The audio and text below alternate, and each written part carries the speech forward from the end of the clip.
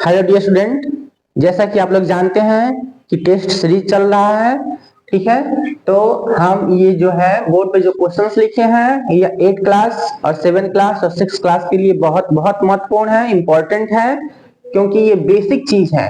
ये 6, 7 और 8 यूं समझिए कि सारे क्लासों के लिए जो है, सभी क्लासों के लिए यह बहुत बहुत इंपॉर्टेंट है। तो वीडियो को स्किप बिल्कुल भी मत कीजिएगा, क्योंकि यह 8 क्वेश्चंस है और आप लोगों को 8 तरह के क्वेश्चंस देखने को मिलेंगे। 8 टाइप्स ऑफ क्वेश्चंस जो है वो 8 है और 8 तरह के अलग अलग क्वेश्चंस आपको देखने को मिलेगा। तो चलिए हम समझते हैं, ठीक है, कि ये क्वेश्चंस में क्या बोला गया है। देखिए, ये चित्र में जो आप देख रहे हैं ये कैसा चित्र दिख रहा है? A B C D. यह एक क्या है? वर्ग है। वर्गाकार दिख रहा है ना, ये वर्गाकार दिख रहा है। देखो, वर्गाकार दिख रहा है। मान लो आप देखो, यहाँ पे हमें एक लाइन खींचा है ऐसे, जी, ई और एच, एफ, ठीक है। तो ए और डी का मध्य बिंदु क्या है? एच है। ए बी का मध्य बिंदु क्या है? ई है। और बी और सी का मध्य बिंदु एफ है। सी डी का मध्य बिंदु क्या है? जी है, बीच में है।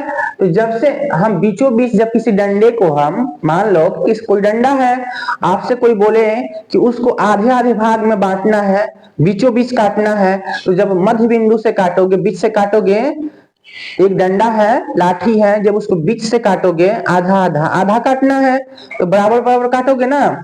जितना डंडा ये लंबा होगा उतना ही ये लंबा होगा कि नहीं होगा? ये डंडा कितना है लंबा? 4 सेंटीमीटर है। 4 सेंटीमीटर लंबा है ना। यहाँ पे लिखा है, देखो, ये जो डंडा है ए और ई 4 सेंटीमीटर है। ए ई डंडा 4 सेंटीमीटर का है और ई और बी डंडा कितना का होगा? ये भी 4 सेंटीमीटर का होगा।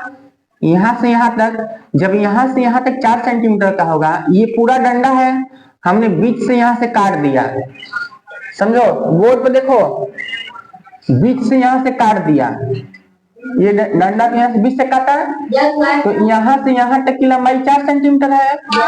ये दोनों बराबर है, ये डंडा यहाँ से यहाँ और ये बराबर है, ये 4 सेंटीमीटर का, ये 4 सेंटीमीटर का होगा, तो ई बी भी 4 सेंटीमीटर का होगा, ई और बी 4 सेंटीमीटर का होगा कि नहीं होगा?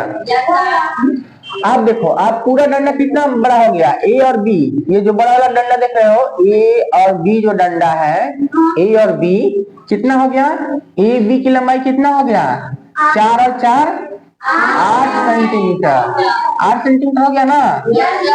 और हम जानते हैं कि ये जो चित्र है, ये फिगर बना हुआ है, ये पिक्चर जो ये फिगर बना हुआ है, इसमें ए बी, बी सी और सी डी और डी ए चारों भुजाएं आपस में बराबर होगा।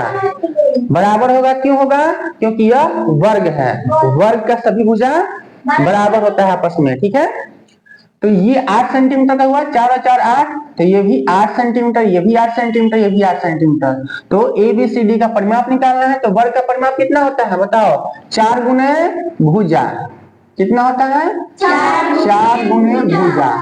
अब 4 लिखो, क्योंकि 4 का भुजा है, A B, B C, C D, इसीलिए हमने 4 लिखा। अब भुजा कितना दिया है? 8 सेंटीमीटर। देखो, ए बी की लंबाई कितना है? 8 सेंटीमीटर, तो 8 से हम गुना कर देंगे, कितना आ जाएगा? 8 चौका 32 सेंटीमीटर। समझ में आया? 32 सेंटीमीटर हो गया। अब देखो, क्वेश्चन नंबर दूसरा है, वीडियो को बिल्कुल भी स्किप मत कीजिएगा, बहुत इंपॉर्टेंट क्वेश्चंस है। अब देखो, ये खेत है, ठीक है। दूसरा क्वेश्चन है, ये क्या है? खेत है। खेत का जो लंबाई है वो कितना है? 50 सेंटीमीटर। कितना है बाबू? 50 सेंटीमीटर। और चौड़ाई कितना है? 40 सेंटीमीटर है, ठीक है। एक दिन में 10 मीटर लंबी मेड़ की जाती है। ये मेड़ बनाता है एक आदमी, यहाँ से अपने खेत में बांधता है, ठीक है। बांधने गया, कुदाल लेकर बांध को बांधने गया, तो यहाँ से जब बांधना स्टार्ट करता है तो एक दिन में कितना बांधता है? 10 मीटर, मतलब यहाँ से यहाँ तक होगा 10 मीटर बांधता है एक दिन में। एक दिन में 10 मीटर मेड़ को बांधता है। समझ में आया? तो चारों तरफ मेड़ बांधने में, चारों तरफ से मेड़ बांधना है तो उसको कितने दिन लगेंगे ये ज्ञात करना है हमें। कितने दिन लगेंगे? तो सबसे पहले निकालते हैं कि मेड़ की लंबाई कितना है, कितना लंबा बांधना है। ठीक है, कितना लंबा बांधना है तो मेड़ की लंबाई पहले निकालो। कैसे निकालोगे? तो लिखोगे ऐसे आंसर में, मेड़ की क्या लिखोगे? लंबाई। लंबाई तो नहीं मालूम है ना कि मेड़ कितना लंबा है, तो मेड़ की लंबाई। और ये कैसे दिख रहा है? आयताकार दिख रहा है कि नहीं दिख रहा है? दिख रहा है ना आयताकार। ये भुजा इस भुजा के बराबर होगा और ये भुजा इस भुजा के बराबर होगा। समझ में आया? तो आयत का परिमाप कितना होता है? आयत का परिमाप कितना होता है? 2 गुने लंबाई जोड़ चौड़ाई। होता है कि नहीं होता है? होता है ना। 2 गुने लंबाई जो चौड़ाई होता है। तो हम यहाँ पे लिखेंगे 2 लंबाई कितना है बताओ? 50 मीटर है। चौड़ाई कितना है? 40 मीटर। बोलो है ना? 40 मीटर है। अब यहाँ पे हम 2 लिखे और 40 और 50, 50 और 40 कितना हो गया? 90। अब 90 में 2 से गुना करो, 9 गुना 18, 180 क्या मीटर? 180 मीटर बांधना है। कितना बांधना है? 180 मीटर बांधना है। और एक दिन में 10 मीटर बांध रहा है। एक दिन में 10 मीटर बांध रहा है। ठीक है, तो 180 मीटर बांधने में कितना दिन लगेगा? तो दिन जो लगेगा वो कितना लगेगा? 180 बटे क्या कर देंगे? 10। इससे ये कट जाएगा 18 दिन। कितना दिन लगेगा? 18 दिन। समझ में आया क्वेश्चन समझ में आया? बहुत आसान क्वेश्चन है, बहुत बढ़िया क्वेश्चन था।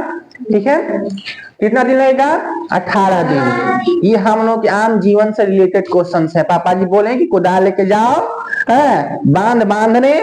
अब हम क्या करेंगे? जाएंगे वहां पे। अगर मान लो कि एक दिन हमको पूरे दिन लग जाते हैं बांधने में, 10 मीटर बांधने में पूरा दिन लगता है, तब हम कैसे ज्ञात करेंगे अपने खेत को बांधने में कितना दिन लगेगा? पहले खेत की हम लंबाई निकालेंगे, डंगार की लंबाई, बांध की कितना लंबा है। ठीक है, एक दिन में 10 मीटर बांध रहे हैं तो 180 मीटर निकला। तो 180 मीटर बांधने में कितना दिन लगेगा? 18 दिन।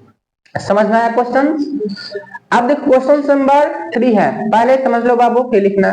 क्वेश्चन नंबर 3 है, क्या है कि त्रिभुज बना हुआ है। ठीक है, ये त्रिभुज है, समकोण त्रिभुज। देखो समकोण बन रहा है ना, समकोण त्रिभुज है।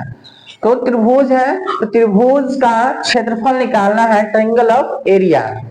ट्रायंगल ऑफ एरिया, त्रिभुज का एरिया क्या होता है? त्रिभुज का क्षेत्रफल क्या होता है? 1/2 गुना आधार गुना ऊंचाई।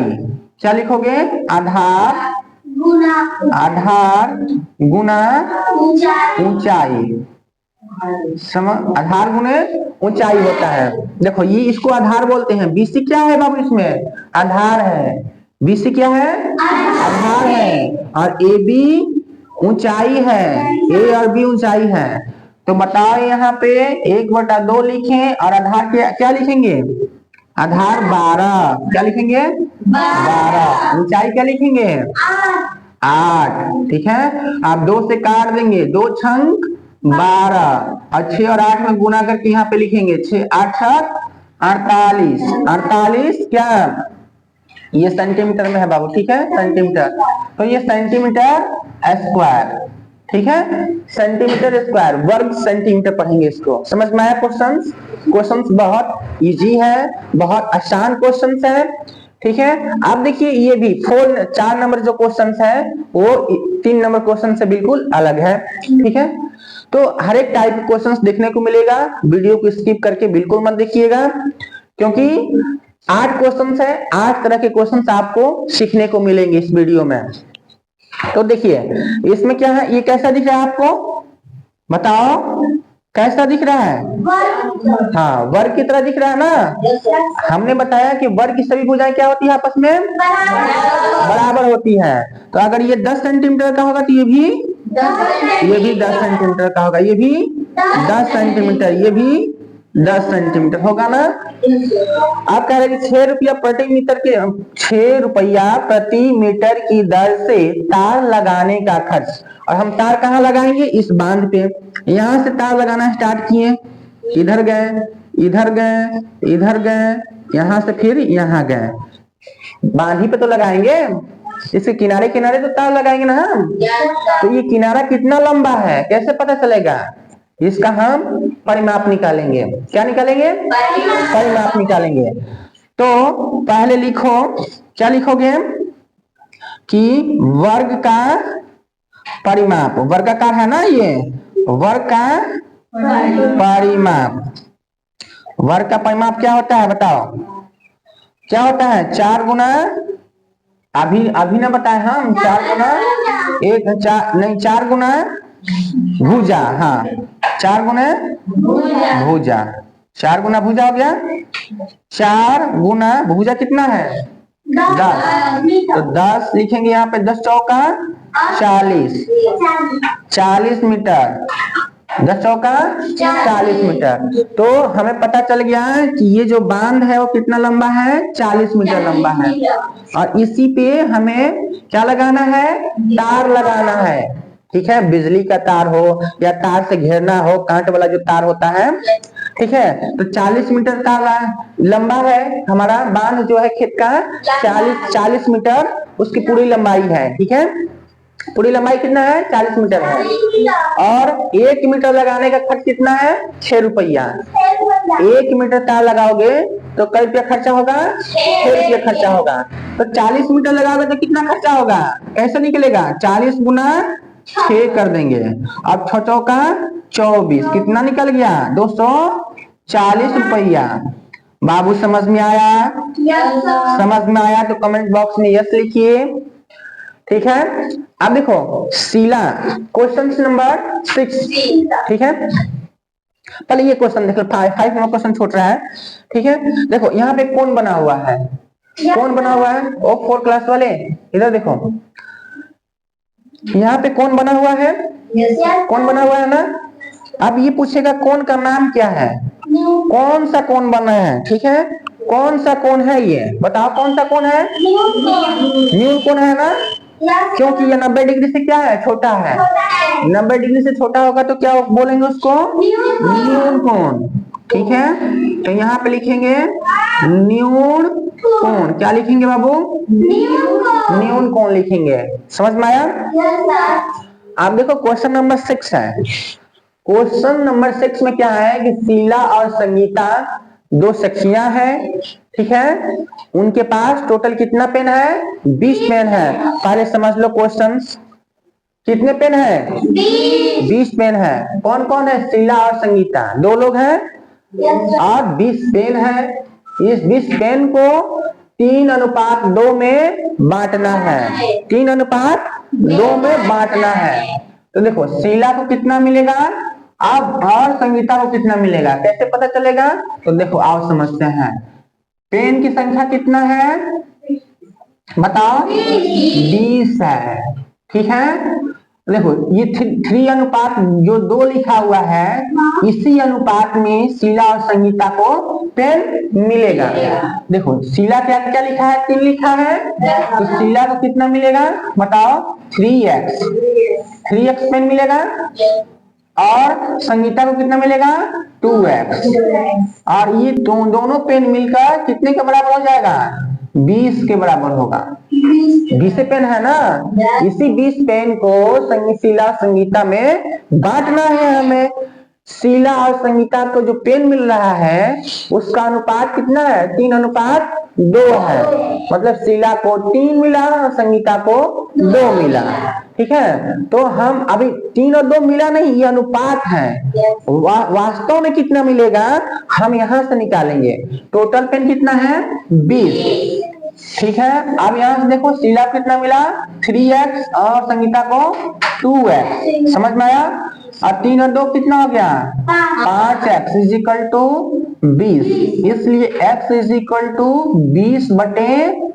5 चौका 20। x का मान कितना आया? 4 आया, 4 आया ना, x का मान 4। अब हमने शीला को क्या माना था, शीला को कितना मिल रहा था बताओ, 3x मिल रहा था। कितना मिल रहा था, 3x।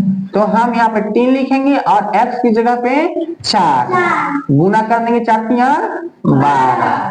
ठीक है, ये शीला को मिल गया पेन इतना 12 पेन। कितना मिला, शीला को 12 पेन। और संगीता को कितना मिलेगा, संगीता को कितना मिल रहा था यहाँ पे बताओ, 2x। कितना मिल रहा था, 2x। तो यहाँ पे हम 2 लिखेंगे और x की जगह पे 4 लिखेंगे। 4 गुना 8 पेन। समझ में आया, शीला को कितना मिल गया, 12 पेन और संगीता को 8 पेन। इतना समझ में आ गया। क्वेश्चंस बहुत आसान था, बहुत इजी क्वेश्चंस था और बहुत ही बढ़िया इंपॉर्टेंट क्वेश्चंस था।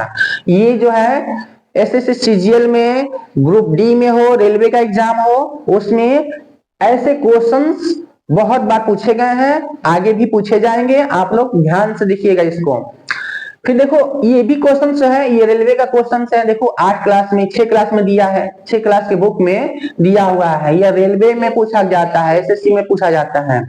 देखो क्या है, एक परिवार है, पढ़ते हैं क्वेश्चन। एक परिवार की मासिक आय और व्यय का अनुपात कितना है, 6:4 है। 6:4 है। यदि आय 6,000 रुपया हो, ठीक है, तो मासिक व्यय क्या होगा। ठीक है, आय मतलब आमदनी, पैसा आ रहा है कहीं से, और व्यय मतलब पैसा जा रहा है हमारे पास से। ठीक है, तुम कितना जो कमाते हो उसको आय बोलते हैं और जितना खर्चा करते हो उसको व्यय बोलते हो, खर्चा बोलते हैं। ठीक है, व्यय बोलते हैं। तो आय और व्यय मिलकर क्या मिलता है, हमारा आमदनी। ठीक है, अरे मैं कमा रहा हूँ, उसी में से तो खर्चा कर रहा हूँ ना, उसी में से तो खर्चा कर रहा हूँ। देखो आय कितना है, यहाँ पे आय कितना है, आय कितना है, 6,000 रुपया। 6,000 रुपया है। देखो इधर समझो, इधर समझो, आय कितना है, 6,000 रुपया। और यहाँ पे आय कितना है, 6x है कि नहीं है, यहाँ पे 6 दिया हुआ है, तो यहाँ पे आय कितना हो गया, 6x इज इक्वल टू 6,000। समझ में आया, तो x इज इक्वल टू क्या हो जाएगा, 6,000 बटा 6। ये कैंसिल हो गया, 1,000। कितना आया x का मान, 1,000 रुपया। x का मान कितना आया, 1,000 रुपया। और यहाँ पे आय देखो क्या है, यहाँ पे आय और ये देखो व्यय, ये व्यय है। ये आय कितना है, 6x, और ये क्या है, व्यय 4x। तो हमसे क्या पूछा है, व्यय पूछा है, व्यय। तो व्यय क्या होगा, व्यय क्या होगा, 4x। 4x होगा ना, व्यय तो 4x है, 4x होगा व्यय। तो देखो 4 लिखोगे, अब x की जगह पे क्या लिखोगे, 1,000। 1,000 कितना होगा, 4,000 रुपया। ये जो 4,000 रुपये बातें नहीं बाबू, बिल्कुल बात नहीं। 4,000 रुपया आया, तो ये 4,000 रुपया क्या आया, मासिक व्यय। मासिक व्यय क्या आया, मासिक व्यय। मतलब 4,000 रुपया तुम खर्चा कर रहे हो। ठीक है, एक महीने में 4,000 रुपया खर्चा कर रहे हो। एक महीने में कमा कितना रहे हो, 6,000 रुपया, और खर्चा कितना कर रहे हो, 4,000 रुपया। समझ में आया। चलो अब देखो, ये जो है तुम कहीं घर बनाने जा रहे हो, कहीं घर, किसी के घर पे काम करने जा रहे हो तुम, ठीक है, तो उससे रिलेटेड क्वेश्चंस है। देखो अगर तुम मजदूर हो, किसी के घर काम करने जा रहे हो पैसे कमाने के लिए, तो किसी मजदूर की व्यय अगर 25 दिनों की आए, 25 दिनों की आय कितना है, 1,500 रुपया।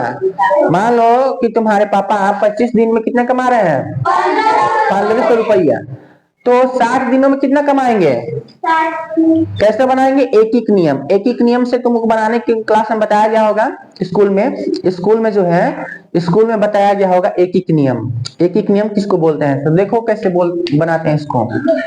25 दिनों में तुम्हारे पापा जी 25 दिनों में कितना कमा रहे हैं, 25 दिनों में कितना कमा रहे हैं बताओ, 25 दिनों में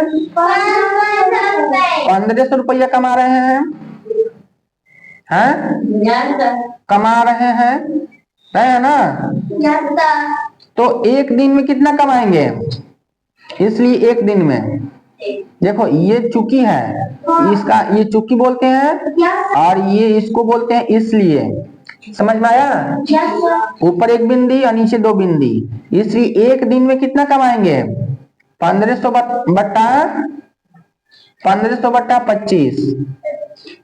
ठीक है, मान लो कि 10 आम का मूल्य 50 रुपया है, तो एक आम का मूल्य कैसे निकलेगा? 50 में 10 से भाग देंगे ना।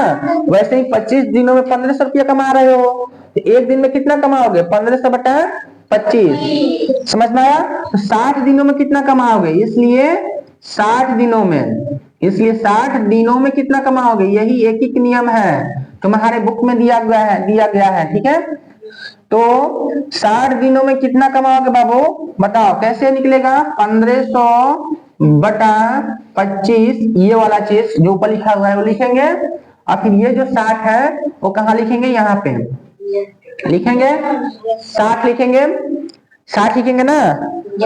तो देखो आप फिर से गुणा कर दो, अब 25 छक्का 150, 60 बार में कट जाएगा, कितना आएगा? 3600 रुपया। 60 दिनों में तुम्हारे पापा कितना कमाएंगे? 3600 रुपया।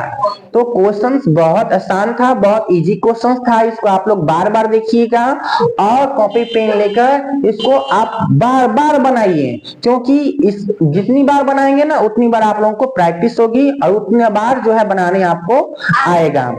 ठीक है, तो अगला वीडियो देखने के लिए सब्सक्राइब कर लीजिए, ताकि सब्सक्राइब करेंगे तभी अगला वीडियो आपके फोन पे सही समय से जा पाएगा। और सब्सक्राइब कर लीजिएगा, लाइक कर दीजिएगा, और वीडियो अच्छा लगे तो फॉलो और लाइक दोनों जरूर करें। थैंक यू बच्चों, thank you all of you.